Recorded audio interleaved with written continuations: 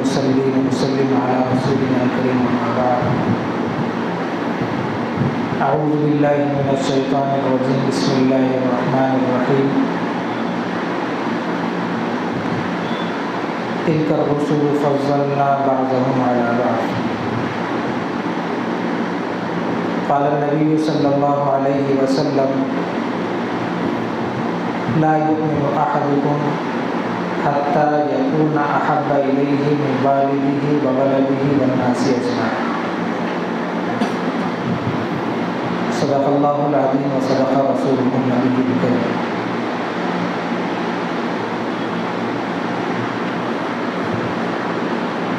ایک مرتبہ نبی شریف پڑھو.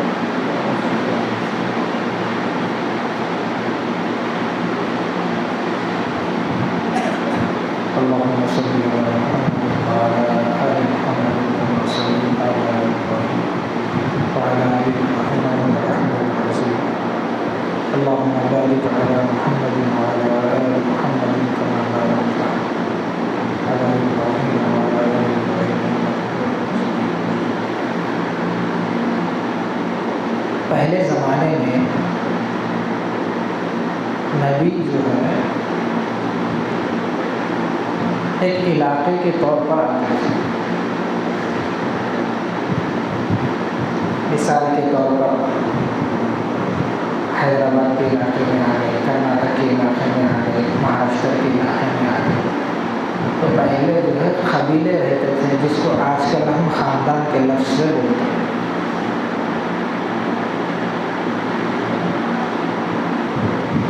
آخر میں جب نبی صلی اللہ علیہ وسلم کی تشریف آوری کا وقت ہوا,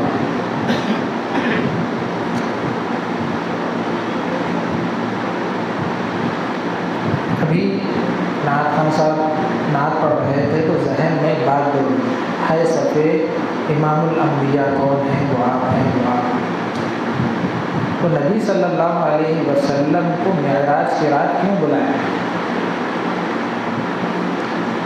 ربیع الاول کی مناسبت سے کچھ ذکر یاد آ گیا تو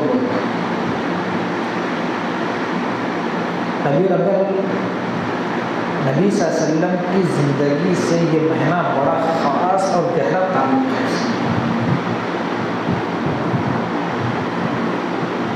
آپ صلی اللہ علیہ وسلم اس کے اندر مکہ سے مدینے کو ہجرت کرے, اس کے اندر دنیا میں تشریف لائے. اگر سے کہ تاریخ میں آگے پیچھے اختلافات ہیں, وہ لمبی تاریخ ہے.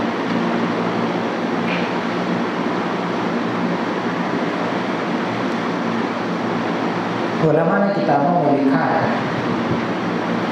آسمان کے فرشتے, بیت المعمور کے فرشتے, سدرہ کے فرشتے, عرش کو اٹھانے والے فرشتے اللہ سے بار بار یہ عرض کر رہے تھے کہ اے اللہ, تو جو تیرا تذکرہ تیرے نبی کا عرش پر کیا ہے,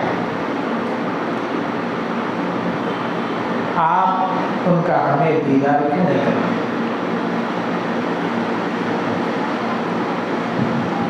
آپ ان کا ہم کو دیدار نہیں کراتے. وہاں سے حبشہ سے بلال آ گیا, دیدار کر لیا. فارس سے سلمان آ گیا, دیدار کر لیا. ادھر ادھر سے عجم سے عرب سے صحابہ جمع ہو رہے ہیں, دیدار کر رہے ہیں, لیکن آپ ہمیں دیدار کیوں نہیں کراتے اپنے حبیب کا جو بارہا آپ ہمارے سامنے آپ کے محبوب کا تذکرہ کریں؟ تو اللہ رب العزت نے نبی کو معراج کے بہانے فرشتوں کو اللہ کے نبی کی زیارت کے لیے اپنے پاس لیا.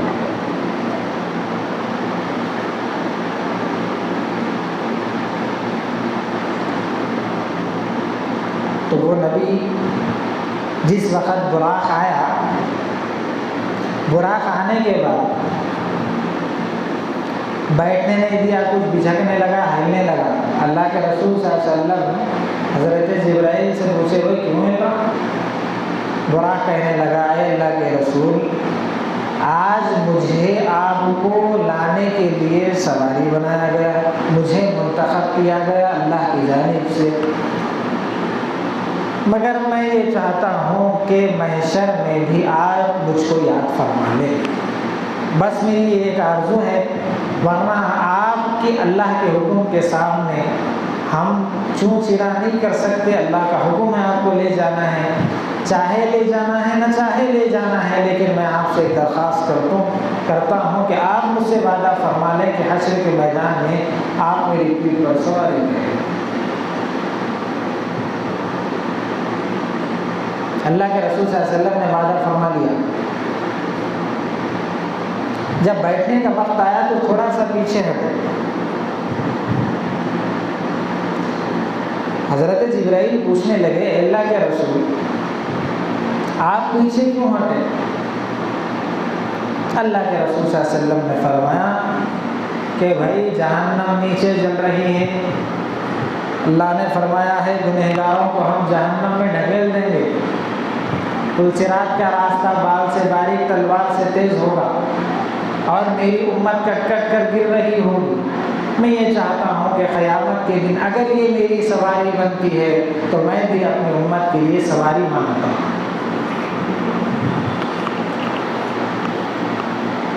ویسے موقع پہ کون یاد کرے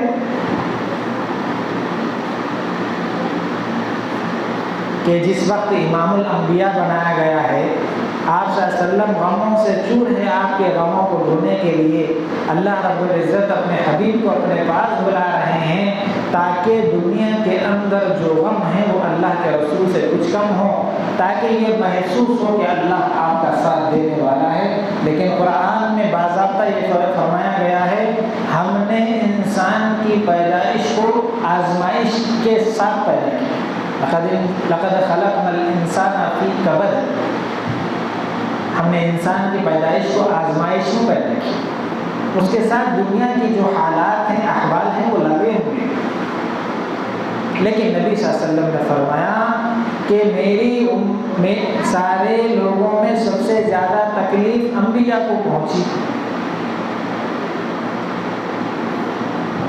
ایک نبی ہیں غالباً ادریس کچھ نام ہے، ظاہر میں نہیں ہے، علیہ السلام، ان کو 70 مرتبہ ذبح کیا، قوم نے ذبح کیا، پھر اللہ رب العزت نے ان کو حیات دی کہ وہ دین کا کام کرے۔ تو جس وقت آخری مرتبہ جب ہو رہا تھا تو انہوں نے اللہ سے یہ التجا کی کہ اے اللہ، میں اب اس سختی کو برداشت نہیں کر سکتا، دنیا کے اندر جتنے آزمائشیں ہیں، حالات ہیں، وہ انسان کے مکلف سے زیادہ نہیں ہیں، انسان کے طاقت کے مطابق ان کو دی جاتی ہیں، لیکن موت ایک ایسی چیز ہے جو انسان کے طاقت کے باہر ہے، انسان برداشت نہیں کر سکتا۔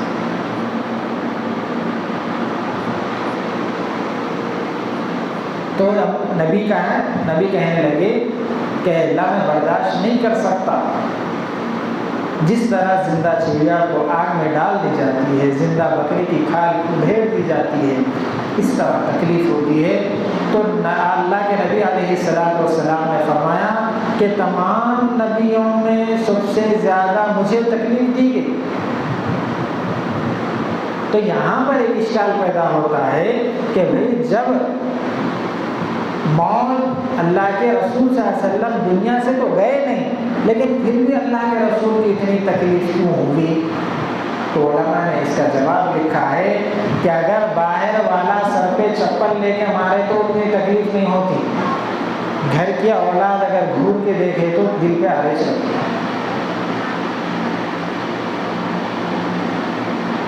گھر کی اولاد گھور کے دیکھی یا ہاتھ جھٹک دی تو دل پہ آرے چلتے اور ایسا دل مغموم ہو جاتا کہ آدمی یہ سمجھتا کہ میں اس دنیا میں میرا کوئی سہارا ہے۔ تو اللہ کے رسول صلی اللہ علیہ وسلم ساری امت کے لیے نبی بنائے گئے تھے، ساری امت کے لیے رحمت بنائے گئے تھے، اور سارے نبیوں اور سارے جتنی بھی امت ہے، اس چاہے وہ غیر مسلم ہو، چاہے مسلمان ہو، چاہے جو سا بھی ہو، سب کے لیے اللہ کے نبی بنا کر بھیجے گئے۔ البتہ اتنا یہ ہے کہ ہم نے ہمارے نبی کو ہم نے نبی مانا ہے تو اس کو امت اجابت کہتے ہیں، اور جو نبی کو نبی نہیں مانتے لیکن نبی ان کے لیے بھی نبی ہیں، ان کو لیے امت دعوت کہتے ہیں۔ تو بہرحال میں یہ بولنا چاہ رہا تھا کہ نبی صلی اللہ علیہ وسلم پیچھے ہٹ کر کہا کہ جب میری سواری کا وعدہ میں سواری سے لے رہا ہوں تو میری امت کے لیے میں بھی اللہ سے یہ دعا کرتا ہوں کہ آپ بھی سواری عطا کر دیجیے میری امت کے لیے۔ تو اللہ رب العزت نے فرمایا اے نبی ہم نے آپ کو پوری امت کے لیے رحمت بنا کر بھیجا ہے، آپ نے کسی تکلیف میں بھی امت سے منہ نہیں موڑا ہے، پھر جب دنیا میں ہم امت کو آپ سے محروم نہیں کر سکتے تو پھر قیامت میں آپ کو ہم شرمندہ نہیں کریں۔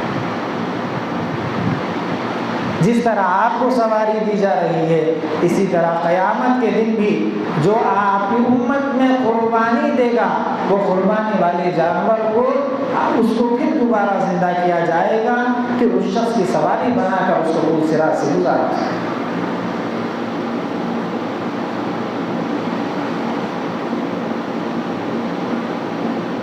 شیخ سعدی علیہ رحمہ ایک بہت بڑے بزرگ گزرے،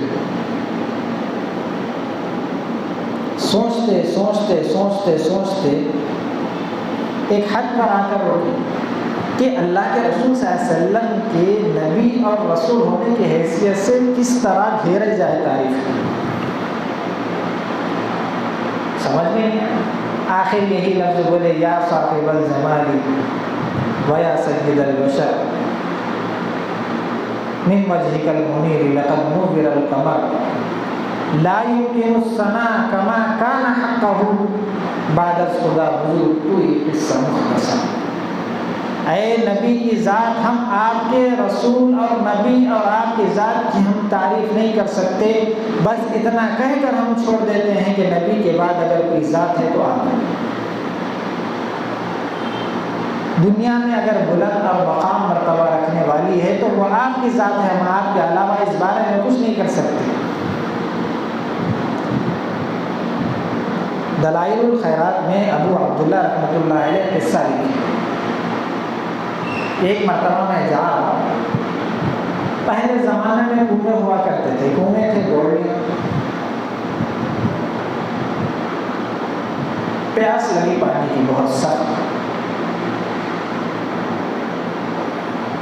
جا کے دیکھا تو پانی اندر ہے، رسی نہیں ڈول نہیں، چند بچے وہاں کھیل،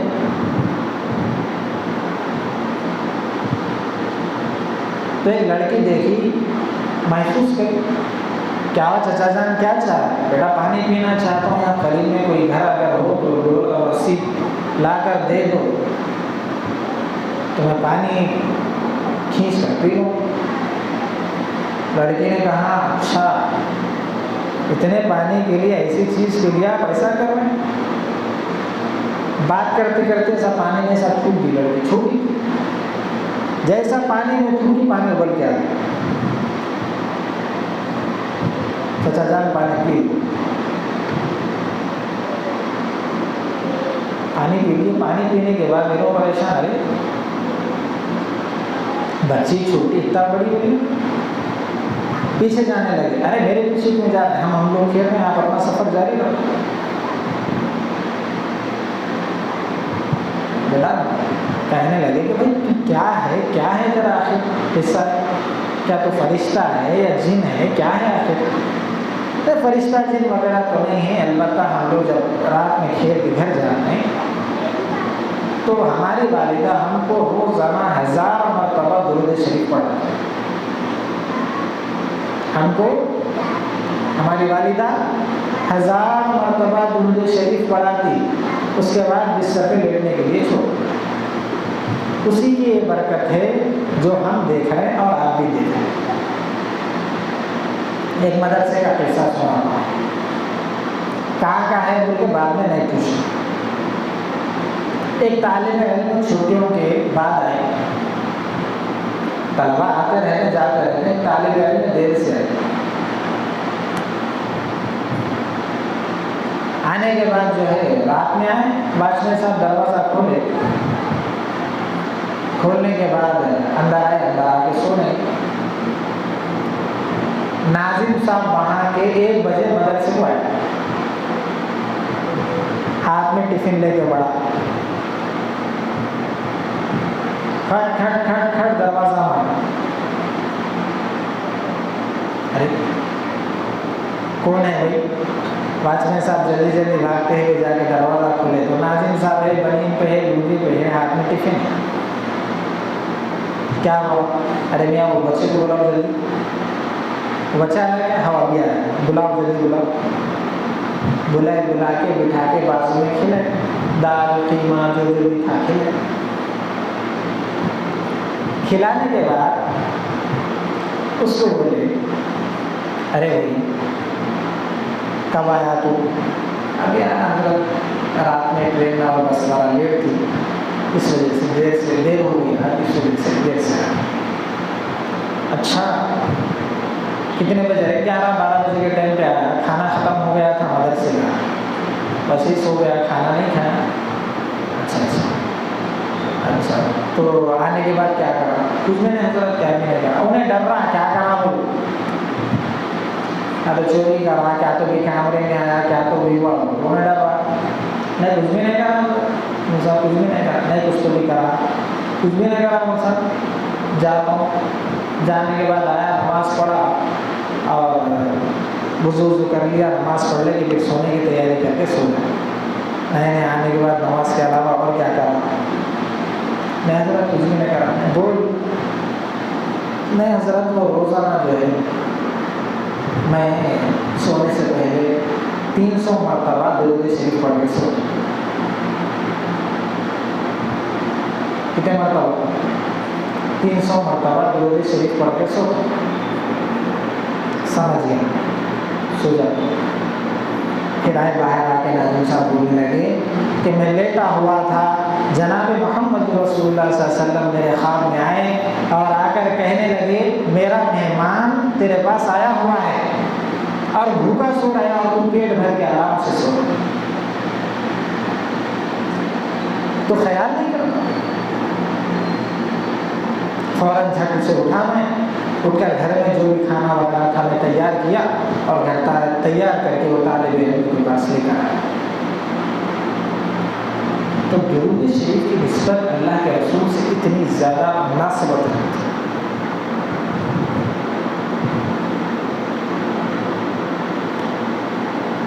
قرآن میں اور کہیں پر بھی اللہ رب العزت یہ نہیں بولی کہ بھائی میں نماز پڑھتا ہوں تم بھی نماز پڑھو، میں روزہ رکھتا ہوں تم بھی روزہ رکھو، میں حج کرتا ہوں تم بھی حج کرو.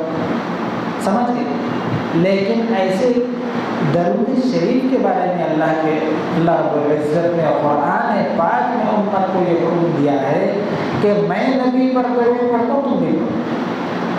ان اللہ و ملائکتہ یصلون علی النبی، میں نبی پر درود پڑھتا ہوں تم بھی پڑھو.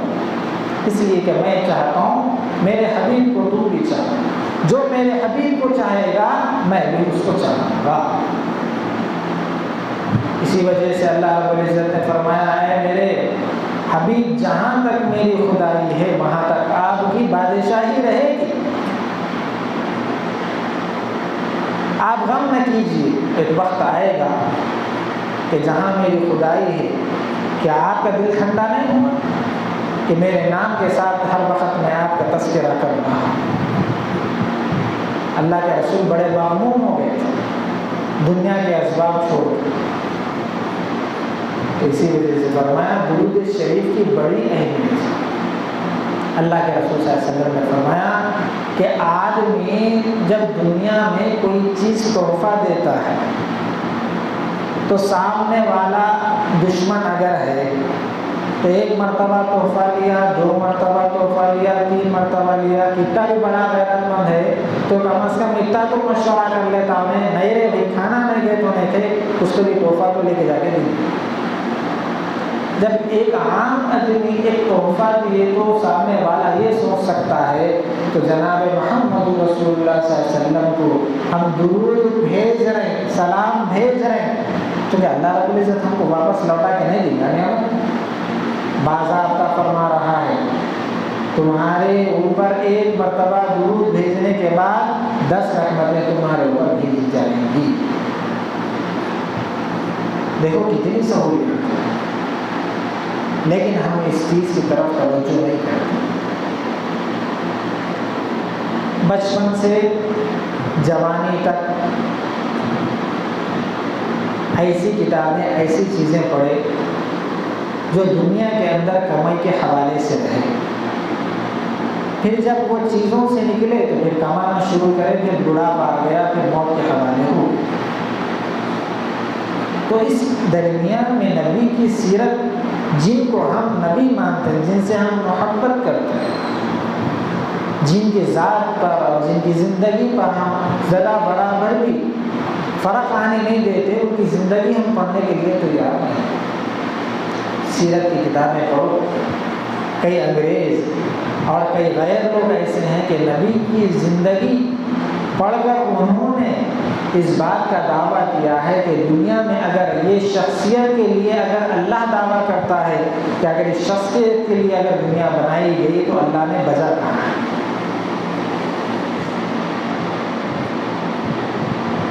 لیکن ہم لوگ ناقدری کے در پہ اس وجہ سے درود شریف کا اہتمام کریں، بہت فائدہ مند چیز ہے۔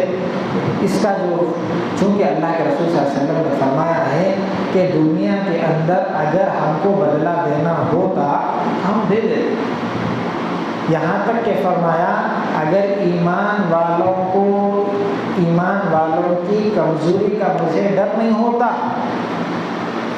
تو میں کافروں کو سونے چاندی کے چھتا بنا کے دے دیتا۔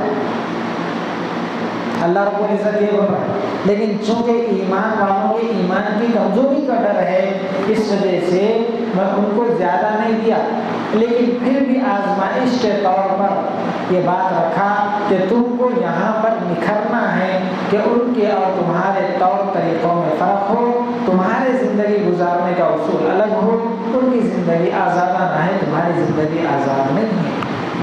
تم اگر نبی کو نبی مانتے ہو تو پھر نبی کے بتلائے ہوئے طریقے پر چلنا ہے، اور تمہارا ذخیرہ آخرت ہے۔ آدمی ہر وقت اسی کی فکر کرے، اللہ کے رسول بھی اسی کے بارے میں بتلاتے تھے۔ ہمارے مدرسے میں کانسٹیبل وظیفہ پیچھے دلی میں شبیر صاحب بول کے تھے، کل شام کا انتخاب ہو گیا، بڑا لگاؤ تھا ان کا بچوں سے مدرسے سے، اکثر دوپہر میں آ کے بیٹھ جاتے تھے، عشاء تک مدرسے میں رہتے ہیں۔ تو جو چھوٹے بچے تھے، ہم تو بڑے، ہمیں وہ قسطیں رکھے، صبح سے لے کر دوپہر تک قرآن، عربی وغیرہ، دعائیں وغیرہ پڑھنا، پھر دوپہر سے لے کے عصر مغرب تک انگلش وغیرہ، تیلگو، سائنس، جو بھی ہے ضروریات والی چیزیں پڑھنا۔ تو چھوٹے بچوں کو لے کے وہ بیٹھ جاتے تھے، اکثر آتے تھے، تقریباً 1 سال سے آ رہے تھے، رمضان سے پہلے سے، تو بڑا تعلق ہو گیا تھا قریب۔ تو جمعہ کے بعد کل خبر ملی کہ بھئی ایسا ایسا دواخانے میں انتقال ہو گیا، اور دل بھی معقوم ہوا، چونکہ ساتھ میں اٹھنے بیٹھنے والی آدمی رہا، تو جدا ہونے سے ایک آدمی کے اندر وہ چیز ہے، دل معقوم ہو گیا۔ اس کے بعد گئے ہم، بہرحال جو کرنا تھا کرے، قبرستان پہنچے۔ آج دوپہر میں یہاں نماز پڑھا کے سیدھا قبرستان گیا۔ قبرستان جانے کے بعد میں سامنے ٹھہر کے قرآن پڑھ رہا ہوں، بازو میں کچھ رونے کی آواز آئی، چھوٹے بچے کی آواز آئی، پھر آنکھیں کھول کے دیکھا تو ایک چھوٹا بچہ ہے، ان کا پوتا، جو بڑی آوازوں کے ساتھ ہوں۔ کل رات میں گیا، ہنسی خوشی ملا ان کے ساتھ، میرے دادا ابو ہیں، میرے ابا جی آمین۔ وہ شام میں پڑھنے کے واسطے مسلمانوں کے پاس آتے تو میرے کو بھی دیکھتا تھا، اور نہلا رہے تو ہنسی خوشی پانی ڈالا۔ لیکن جب قبرستان میں ہے تو اس کو محسوس اب ہوا کہ اب نہیں ہے، شاید میں اس سے محسوس کر رہا ہوں چیز کہ بھائی انہیں اب محسوس کر رہا ہوگا کہ بھائی جب جاگتے تھے، بات کرتے تھے، اب سو رہے، چھوٹا بچہ ہے 5-6 سال 7 سال، تو انہیں محسوس کر رہا ہوگا کہ بھائی اب تو سو رہے نا، لا رہے لوگ، آ رہے دعوت وغیرہ میں آتے جاتے رہتے۔ تو جب اس کے اندر دب گیا، اب اس کو محسوس ہوا کہ شاید یہ ابھی جدا ہو گئے، بڑی سستیوں سے۔ پڑھتے پڑھتے میں اس کے گلے میں ہاتھ ڈالا تو اس وقت میں منظر کشی کرائے اللہ دنیا کا کیا عالم ہے، ساتھ میں رہنے والے، ساتھ میں اٹھنے بیٹھنے والے سارے جدا ہو رہے ہیں، ایک دن ہم کو بھی جانا ہے،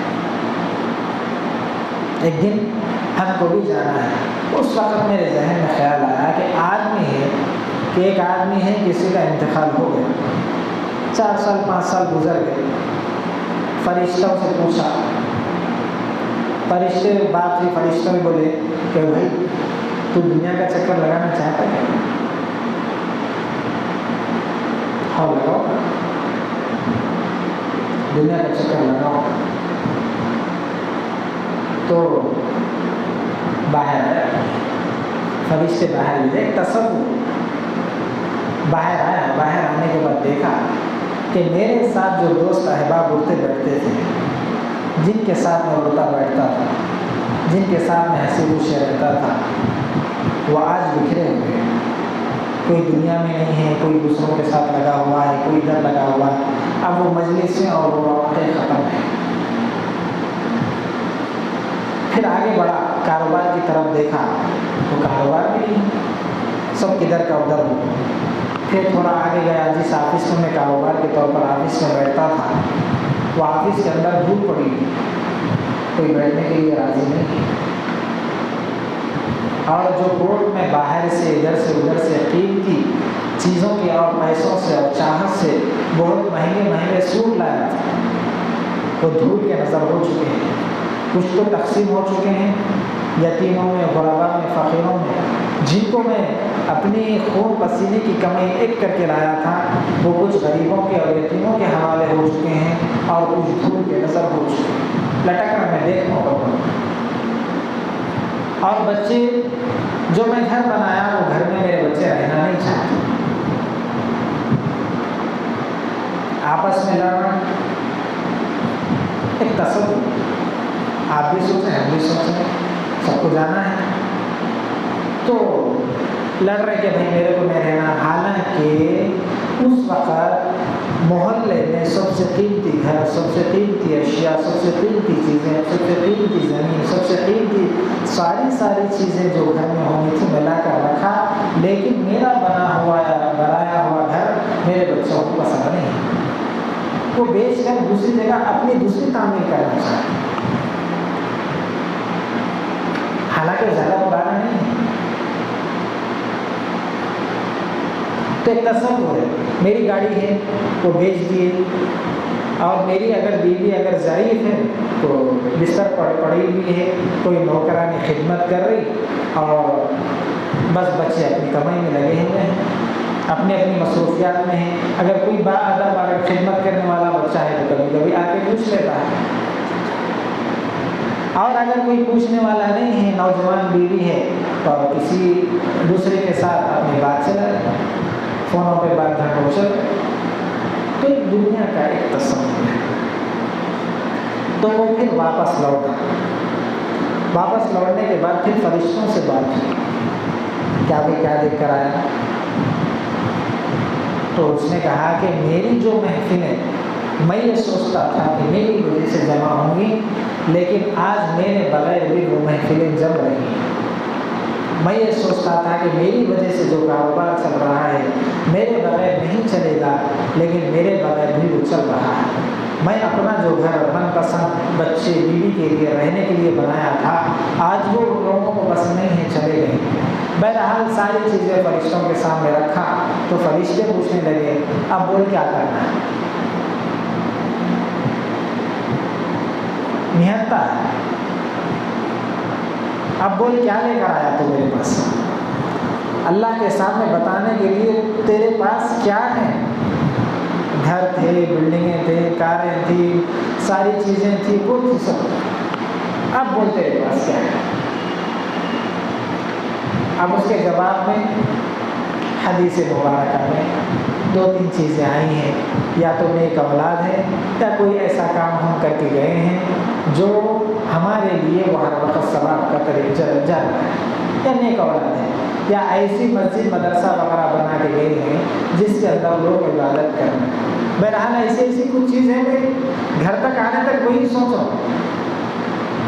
ایسی چیزیں ہیں، ایسی ہیں، ایسی ہیں، ایسی ہیں، ایسی ہیں.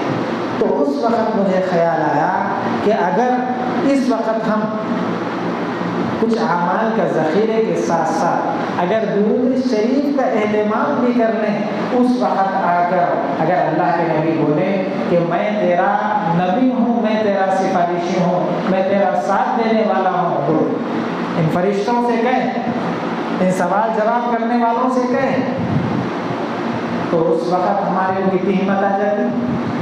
تو اس کی تیاری ہم اب اس کرنا ہے. اس سے پہلے بھی میں بتایا تھا، اللہ کے رسول صلی اللہ علیہ وسلم صحابہ کو پوچھ رہے ہیں، اے اللہ کے رسول، صحابہ سے پوچھ رہے ہیں میرے صحابہ بتاؤ تمہارے لیے تمہارا کمایا ہوا مال بہتر ہے یا میراث کا مال تمہارے لیے بہتر ہے، تم چاہتے ہیں؟ تو صحابہ بولے ہمارا کمایا ہوا مال ہمارے واسطے اچھا ہے، میراث کا مال کب بڑھنا کی کب ہونا کی کیا ہے، کہ ہمارے بچے دیکھتے ہیں کہ ہمارے پوترے دیکھتے ہیں. اللہ کے رسول نے فرمایا تمہاری موت سے پہلے تمہارے اعمال تم کر لو، بعد میں آنے والوں کے اوپر بھروسہ نہیں رکھو، اس وجہ سے کہ تمہارے لیے وقت نہیں نکال سکتے تو بعد والے تمہارے لیے کیوں نکالیں؟ تمہارے لیے وقت نہیں نکال سکتے اور تمہارے جانے والوں کے لیے وقت نہیں دے سکتے اچھے کاموں کا، تو بعد میں آنے والے تمہارے لیے کیوں وقت دیں گے؟ اس وجہ سے موت سے پہلے جتنے اعمال ہو سکتے ہیں اس کے اندر پختگی کے ساتھ جمے رہو.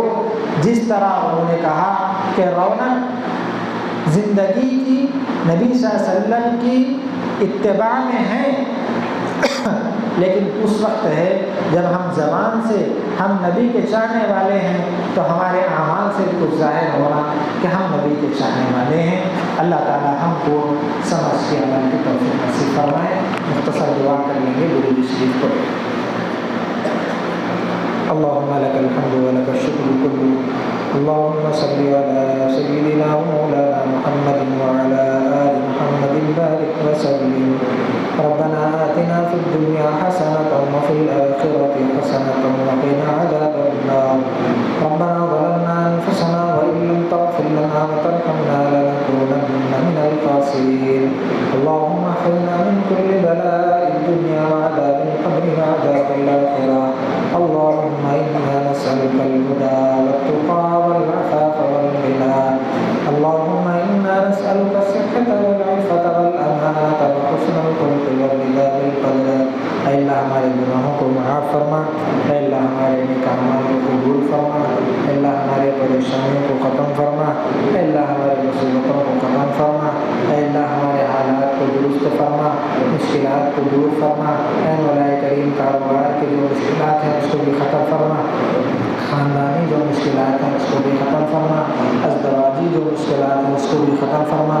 بڑوں کی طرف سے، چھوٹوں کی طرف سے، دوستوں کی طرف سے جو نفرتیں ہیں اس کو ختم فرما، محبتیں پیدا فرما، کاروبار میں برکت عطا فرما، حلال رزق عطا فرما، بیماریوں سے نجات عطا فرما، تندرستی عطا فرما، صحت عطا فرما، ذہن کو کشادہ فرما، حلال روزی تلاش کرنے کا، کھانے کا اے مولا کریم انتظام عطا فرما. اے مولا کریم، اے مولا کریم، تیرے اور تیرے حبیب کی محبت ہمارے دلوں میں ناصب فرما، تیرے حبیب کے بتائے ہوئے راستے پر چلنے والا بنا. اے مولا کریم، موت سے پہلے موت کی تیاری کرنے والا بنا.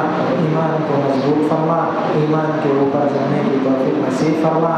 تیرے اعمال پر اے مولا کریم، تیرے حبیب کی سنتوں پر آسانی کے ساتھ چلنے والا بنا. جہاں کہیں بھی رکاوٹیں ہو رہی ہیں اس کو ختم فرما. اے مولا کریم، جو کچھ وہ لوگ سازشیں کرتے ہیں اسلام کے خلاف، اے مولا کریم آپ اس سے بہترین تدبیر کرنے والے ہیں. مولا کریم ہمارے ذہنوں میں ایسی تدبیریں ڈال دے کہ ہم بآسانی کے ساتھ راستوں پہ چل سکیں، چاہے وہ کمائی کے راستے ہوں جو حلال طریقے سے ہوں، تیرے حبیب سے محبت کے راستے ہوں، تیرے احکام پر چلنے کے راستے ہوں، ہمارے ایمان کے بنانے کے راستے ہوں، ہمارے ایمان کے بچانے کے راستے ہوں، ہمارے نسل کے ایمان کے بنانے بچانے کے راستے ہوں. اے مولا کریم ایسے راستوں کو آسان و سہل کر دیجیے. دیجیے، مشکلات کو دور کر دیجیے، آنے والی جو مصیبتیں ہیں اس کو ختم کر دیجیے، وہیں روک دیجیے۔ اے مولا کریم مصیبتوں کو، وباؤں کو، بلاؤں کو یہاں سے ہٹا کر جنگلات کو منتقل کر دیجیے۔ مولا کریم ساری کی ساری آپ کے ہاتھ میں ہیں۔ مولا کریم جو کچھ مولا کریم آپ کے ہاتھ میں دنیا کا انتظام ہے، بندہ کچھ نہیں کر سکتا، بندہ مجبور ہے۔ مولا کریم ہم آپ سے مانگے بغیر کچھ نہیں کر سکتے، آپ کے در کے علاوہ ہم کہیں ہاتھ نہ اٹھا سکتے ہیں، نہ سر جھکا سکتے ہیں۔ اے مولا کریم ہماری آرزوؤں اور تمناؤں کو پورا کر دیجیے، جائز مقاصد کو پورا کر دیجیے، ہمیں محروم نہ لوٹائیے۔ اے مولا کریم یہاں پر ہم تیرے حبیب کی محبت میں جمع ہوئے ہیں، اے مولا کریم تیرے حبیب کی محبت میں جمع ہیں، نہ ہمیں کوئی مقصد دنیاوی مقصد ہے۔ اے مولا کریم تیرے حبیب سے محبت ہے۔ اے مولا کریم ایسا نہ ہو کہ ہماری طرف سے تو محبت ظاہر ہو لیکن نبی انکار فرما دیں۔ اے مولا کریم نبی سے بھی زبانی سے بھی ہم محبت چاہتے ہیں۔ مولا کریم ہمیں ایسا بنا دیجیے کہ ہمارے نبی خود کہیں کہ یہ میرا امتی ہے۔ اے مولا کریم یہ میرا امتی ہے۔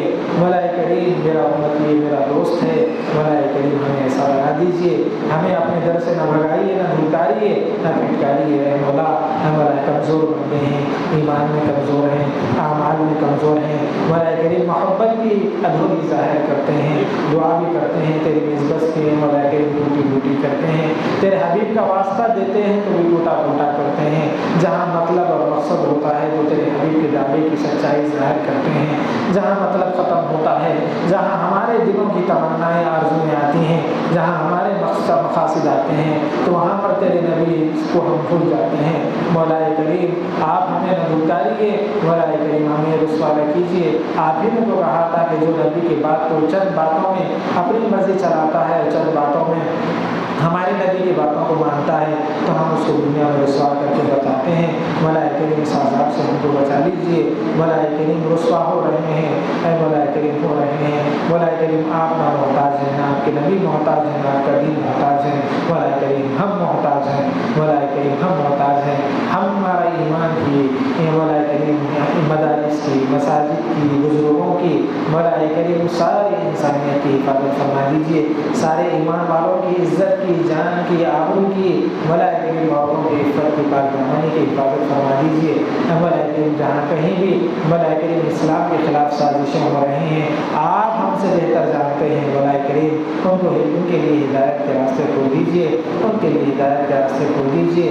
جو بیمار ہیں ان کے شفائے کلی نصیب فرمائیے۔ مولا کریم جو بیمار ہیں ان کے لیے شفائے کلی نصیب فرمائیے۔ مولا کریم جو بیمار ہیں ان کے لیے شفائے کلی نصیب فرمائیے۔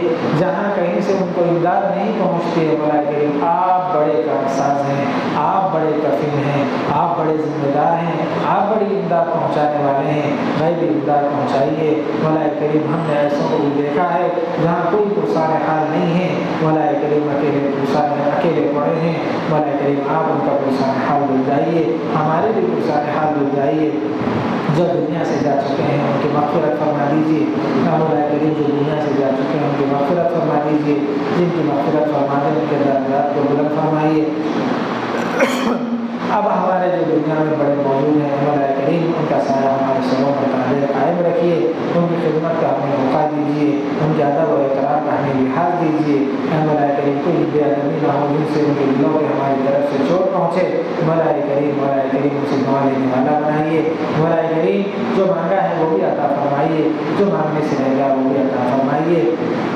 اے مولا یہاں پر جن کے دلوں میں ہمارے دلوں میں جو تمنائیں ہیں، جائز مقاصد ہے، اے مولا کریم اس کو پورا کر دیجیے۔ اے مولا کریم اس کو جتنے خیر تیرے حبیب نے دعائیں سنی ہیں ان میں ہمارا بھی حصہ نصیب فرمائیے۔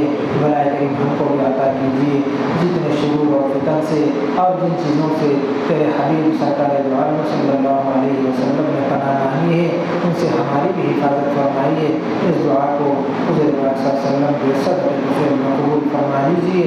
یا رب صلی وسلم دائما ابدا علی حبیبک خیر الخلق کلہم۔ سبحان ربک رب العزة عما